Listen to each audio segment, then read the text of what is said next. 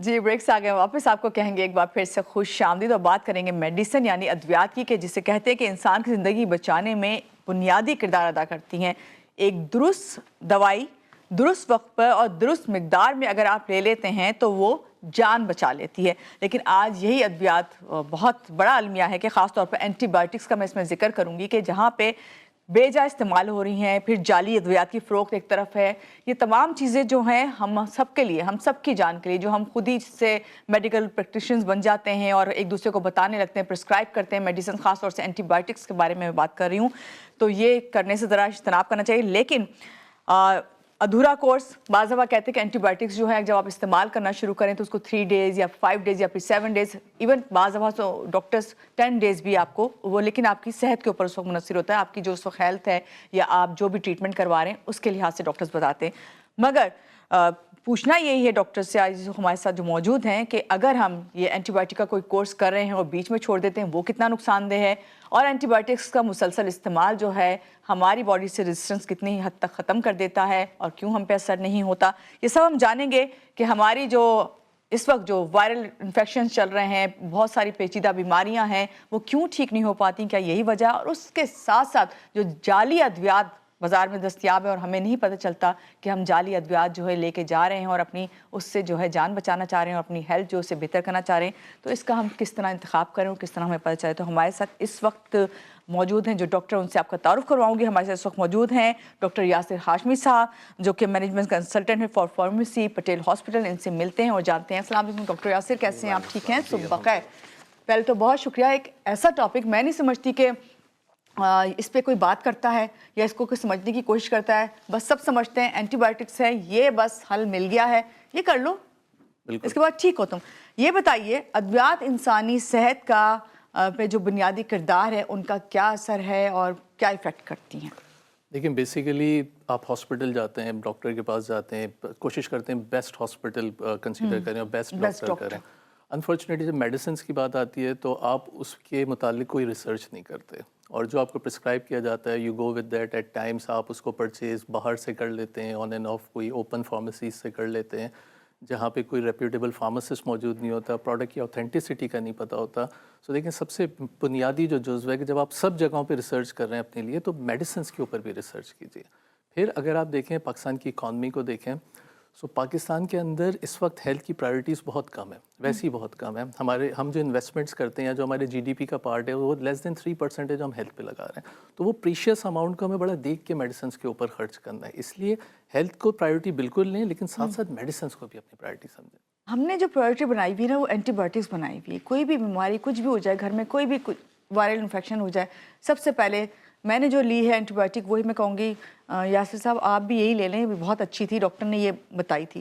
تو اس پہ پہلے بتائیے کہ اینٹی بائیوٹکس کیا ہوتی ہیں اور انہیں کن بیماریوں میں استعمال کیا جاتا ہے؟ ایک تو آپ جب انٹروڈکشن دے رہی تھی تو آپ آدھی ڈاکٹر تو آپ ہی لگ رہے تھے، تو جب ہم پرسکرپشن دیکھتے ہیں، آپ سے سیکھ رہی ہوں میں اس وقت، تو ہاں جیسے آپ نے خود بتایا کہ پرسکرپشن ہم ایسے رکھ لیتے ہیں کہ جیسے وہ کوئی ہمارے آباء و اجداد کے ساتھ چلا آ رہا ہے، اور وہ اگر مجھے اس دوا نے فائدہ دے دیا تو ضروری نہیں ہے کہ آپ کو بھی فائدہ دے، بلکہ ایسا بھی ہے کہ اگر کوئی دوا یورپین کنٹریز میں فائدہ دے رہی ہے تو وہ پاکستان یا سینٹرل ایشیا یا ڈفرینٹ جگہوں پہ وہی دوا اسی طرح اثر نہیں کر سکتی، اس کے سائیڈ ایفیکٹس بھی ڈفرینٹ جگہوں پہ ڈفرینٹ ہوتے ہیں، یہ ایک الگ ٹاپک ہے۔ بٹ اینٹی بائیوٹکس پہ آتے ہیں۔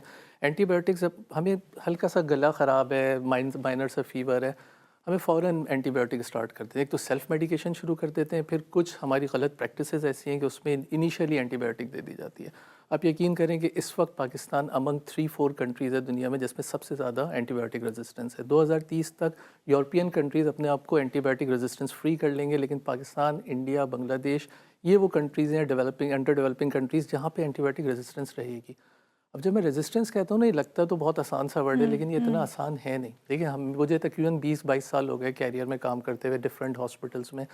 پہلے ہم ٹائیفائڈ ہوتا تھا پیشنٹ کو بیسک اینٹی بائیوٹک سے ٹریٹ کر لیتے تھے، اب یقین کریں کہ وہ بیسک سیفٹرائکزون سے بھی ٹریٹ نہیں ہوتا، وہ براڈ اسپیکٹرم پہ جاتا ہے۔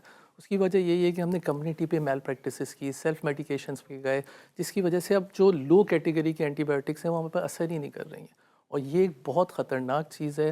آپ سمجھیں اب ڈرگ ریزسٹنس ایسی آتی جا رہی ہے کہ وہ کسی اینٹی بائیوٹک کو اثر نہیں کرتی، اور ایسے پیشنٹس ہمیں ملتے ہیں جو MDRs یا ملٹی ڈرگ ریزسٹنس ہوتے ہیں۔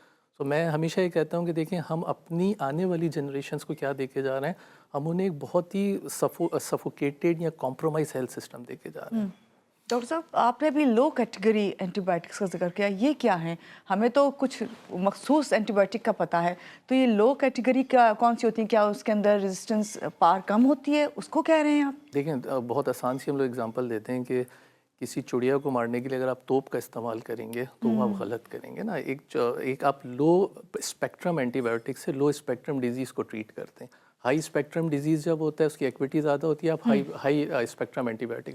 انفارچونیٹلی جلدی کے چکر میں کہ وہ آپ کی بیماری جلدی چلی جائے, لوگوں نے بہت زیادہ جو ہے وہ براڈ اسپیکٹرم اینٹی بائیوٹک کو یوز کیا. کووڈ کے دور میں بہت آپ کو یاد ہوگا ایزیتھرومائسن, میں برانڈ استعمال نہیں کر رہا, جینرک بتا رہا ہوں, وہ بے انتہا یوز ہوا. آج وہ ریزسٹ ہو گیا, پر ریسپائریٹری ٹریک کے اندر وہ ڈرگ آف چوائس ہوتی ہے, لیکن اب اس وقت اس کی ریزسٹنس ہو گئی ہے, وہ آپ استعمال کریں گے وہ اثر ہی نہیں کرنا ختم. اور اب تو لوگ اس پریکٹس میں بھی آ گئے ہیں کہ اگر وہی والی کنڈیشن ہے تو تمام سمٹمز آ رہے ہیں تو کہتے ہیں کوئی بات نہیں, یہ وہی ہوگا لیکن صحیح ہو جائے گا نا, یہ استعمال کر لیتے ہیں. پاکستان میں جو اینٹی بائیوٹکس کا استعمال ہے اور غلط استعمال, اس کی بڑی وجوہات آپ کے نزدیک کیا ہیں ڈاکٹر صاحب؟ لیکن اس کی جو سب سے بڑی وجہ ہے وہ ہے گراؤنڈ کے اوپر, یعنی کمیونٹی یا پرائمری ہیلتھ کیئر پہ کام نہیں ہونا. 3 طرح کے سسٹم ہوتے ہیں, پرائمری ہیلتھ کیئر, سیکنڈری اور ٹرشری. ٹرشری آپ جو ہاسپٹلس دیکھتے ہیں, پرائمری ہیلتھ کیئر ہے جہاں پہ آپ کے جی پیز بیٹھے ہوتے ہیں, بالکل جہاں بیسک ان ٹچ ہوتا ہے ڈاکٹرس کا اور پیشنٹس کا. وہاں پہ جو ہے نا جو پریکٹسز ہیں وہ بہت خراب ہوئیں پچھلے کچھ سالوں میں یا اس سے پہلے. مجھے یاد ہے اگر میں ہسٹری پڑھتا ہوں 1980-90 کے اندر جینرک سسٹم تھا, بہت برانڈ نہیں تھے, لیکن اس وقت پاکستان سمجھیں 1200 ارب کی فارما مارکیٹ ہے, جس میں ایک اومیپرازول کے اندر اس وقت 280 برانڈز ہیں. سو ہم نے برانڈس کو اتنا زیادہ اپنی مارکیٹ کے اندر ہیلتھ سسٹم کے اندر لے آئے ہیں کہ فزیشین پریکٹسز بھی برانڈس کے اوپر چلی گئی ہیں اور وہی لیڈ کر رہی ہیں اینٹی بائیوٹک ریزسٹنس کو. تو ہمیں بیسیکلی سب سے پہلے پرائمری ہیلتھ کیئر کے اوپر antimicrobial antibiotic resistance کو روکنا ہوگا. ہاسپٹل یا ٹرشری کیئر پہ تو کام ہو رہا ہے, لیکن وہ جتنا پرائمری ہیلتھ کیئر کا برڈن ہے وہ اینڈ کرتا ہے ہاسپٹلس کے اوپر. تو ڈاکٹر صاحب اس کے لیے تو کوئی بننا چاہیے نا, رولز اینڈ ریگولیشن, جی پی اس کا وہ پرسکرائب ہی نہ کرے نا. آپ تو جی پی سے آپ کا سب سے پہلے تعلق ہوتا ہے. ہم تو سمجھ رہے ہوتے ہیں ہم گئے ہاسپٹل, بھائی یہی سب کچھ ہیں, ان کو ہی ہم ڈاکٹر سمجھ رہے ہوتے ہیں, ہمیں نہیں سمجھ آ رہا ہوتا کہ ہم کس سے مل رہے ہیں. تو کیا اس کے بارے میں آپ کہیں گے؟ ہم ایک عام آدمی کو تو نہیں پتا اس کا. لیکن سب سے امپورٹنٹ تو یہ ہے کہ آپ سیلف میڈیکیشن ختم کریں. آپ خود کبھی بھی اینٹی بائیوٹک استعمال نہ کریں ڈاکٹر کے مشورے کے بغیر. اور جیسے میں نے پہلے کہا کہ دیکھیں آپ جب ڈاکٹر کے پاس جا رہے ہیں تو ایک مستند ڈاکٹر, اب پاکستان امنگ ٹاپ کنٹریز میں آتا ہے, دنیا کے ٹاپ 10 کنٹریز میں کوئکری بہت ہے. تو آپ کو نہیں پتا کہ جو ڈاکٹر کے پاس آپ جا رہے ہیں وہ اتھورائز ڈاکٹر ہے, پی ایم ڈی سے نہیں ہے, وہ بھی آپ کو چیک کرنے کی ضرورت ہے. آپ کوئی بھی برانڈ مارکیٹ سے خریدنے جاتے ہیں پورا ریسرچ کر کے جاتے ہیں, لیکن جب آپ ڈاکٹر کے پاس جا رہے ہیں تو بھی آپ کو ریسرچ کرنی ہے. پھر آپ نے ڈاکٹر سے بھی ڈسکس کرنا ہے, آپ کی ہیلتھ ہے, آپ ڈسکس کریں. آپ ان کو فی دے رہے ہیں تو یہ آپ کا پورا رائٹ ہے کہ آپ ڈسکس کریں.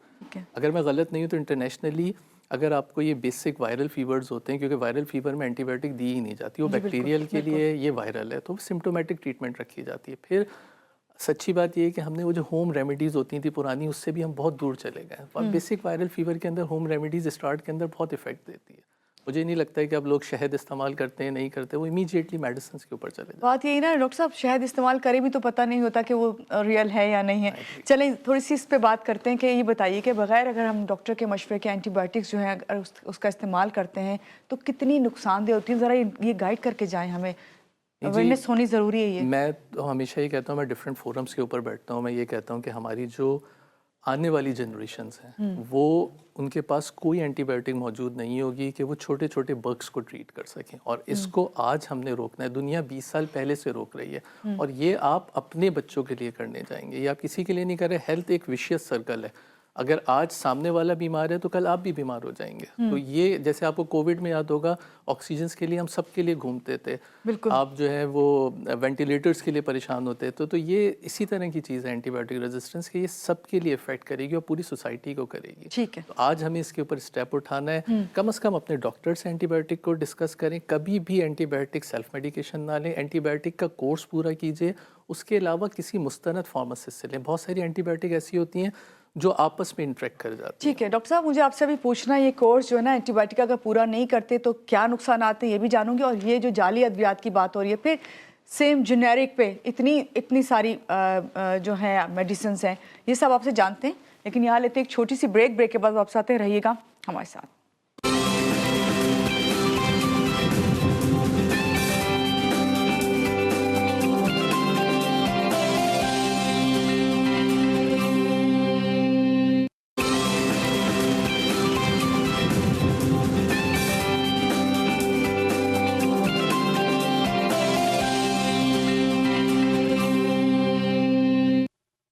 जी, ब्रेक से आगे वापस आपको कहेंगे एक बार फिर से खुश आमदीद। हमारे साथ हैं डॉक्टर यासिर हाशमी, जिनसे हम पूछ रहे हैं कि एंटीबायोटिक्स रेजिस्टेंस जो हैं उसके बारे में हमें बता रहे हैं ये। और साथ साथ मैं ये पूछ रही थी कि डॉक्टर साहब आपसे कि कभी ऐसा होता है कि आपने जैसे मुझे प्रिस्क्राइब किया कि ये आपके लिए एंटीबायोटिक्स हैं और ये आपने 5 डेज़ का कोर्स है, इसे मुकम्मल करना है या 7 डेज़ या जो भी डॉक्टर जिस तरह भी आपको बताए, मगर बाज़ दफ़ा ऐसा होता है मैंने एक दिन एंटीबायोटिक ली और मुझे लगा मैं तो बिल्कुल ठीक हो गई जिसके लिए मैंने ली थी, अब क्या ज़रूरत है इतनी मेडिसिन खाने की।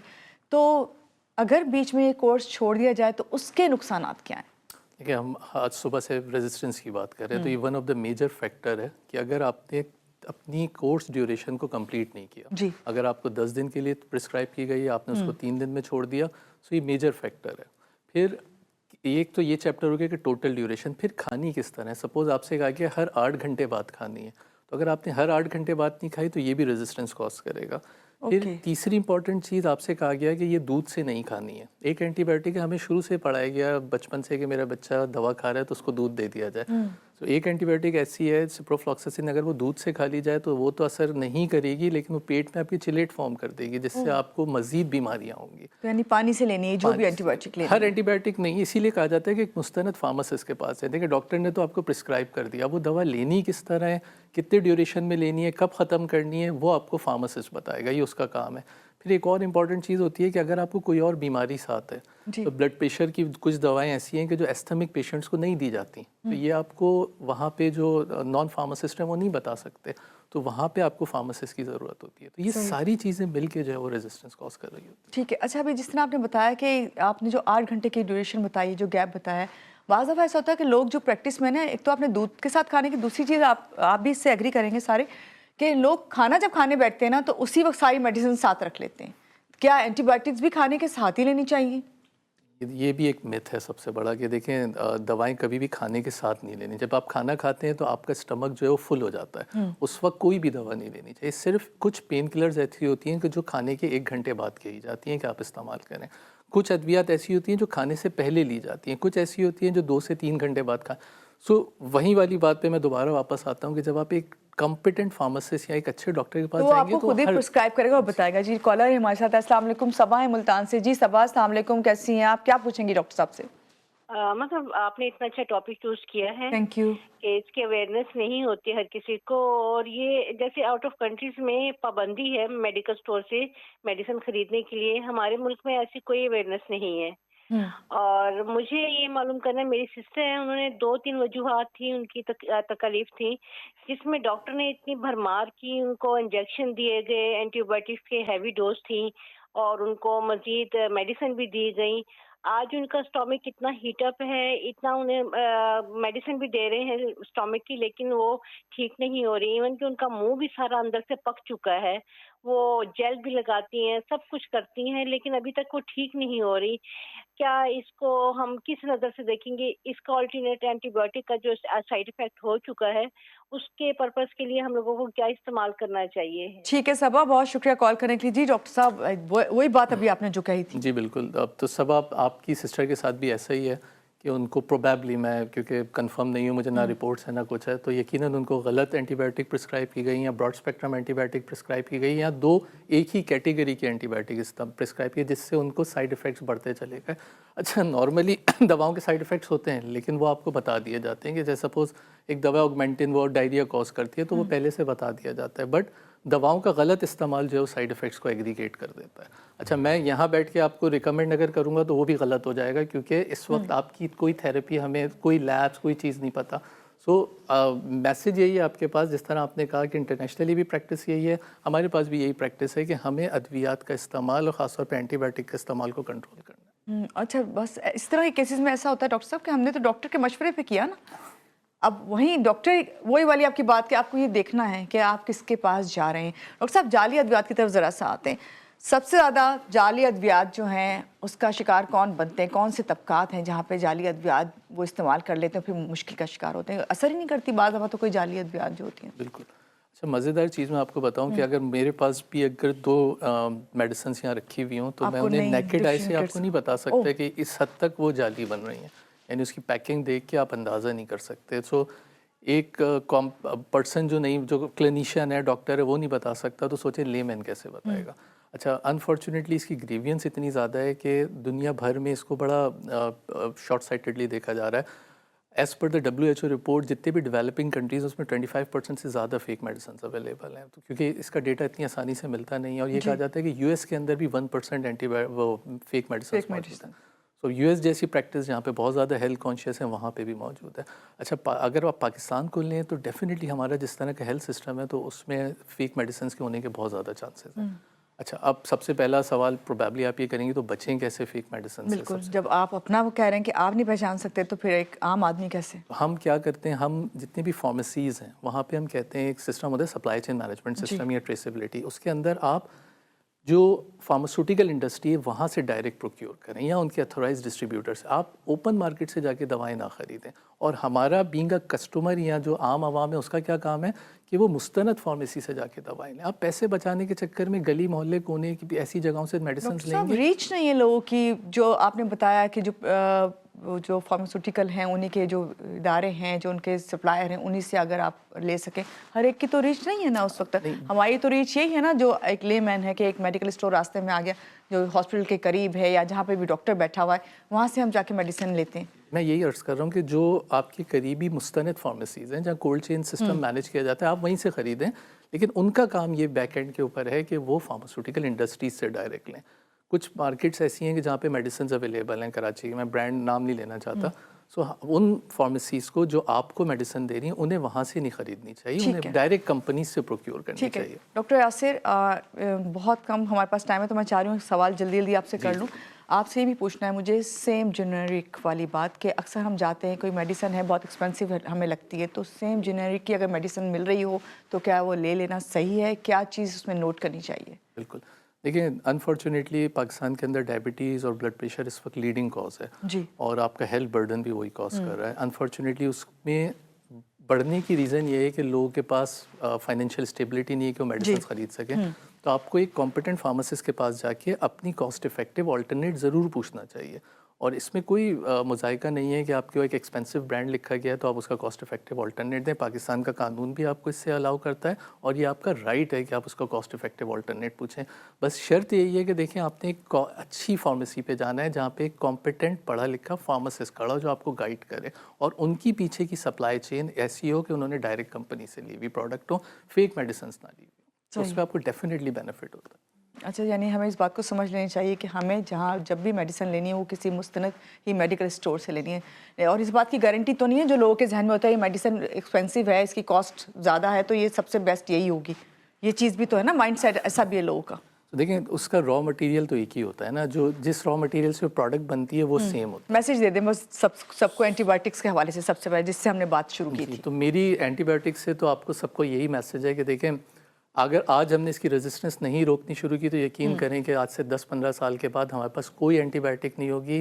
ہمارے اپنے کیئر گیورز ہاسپٹل میں لیٹے ہوں گے اور ہم ان کو نہیں بچا پائیں گے جو حالات کووڈ میں تھے. سو آج ہم سب نے being a nation antibiotic کا استعمال کو اپروپریٹ طریقے سے کرنا ہے. جہاں نہیں ضرورت وہاں پلیز نہ لیں, اور جس طرح بتایا گیا اس کو اسی طرح استعمال. بالکل, بہت شکریہ ڈاکٹر یاسر, آج کے پروگرام میں آپ آئے اور آپ نے اتنے اچھے طریقے سے ہمیں سمجھایا کہ اینٹی بایوٹکس کا غلط استعمال نہ کریں اور کس طریقے سے صحیح استعمال کیا جا سکتا ہے. یہاں لیں گے ایک چھوٹی سی بریک کے بعد واپس آتے رہیے گا آپ ہمارے ساتھ.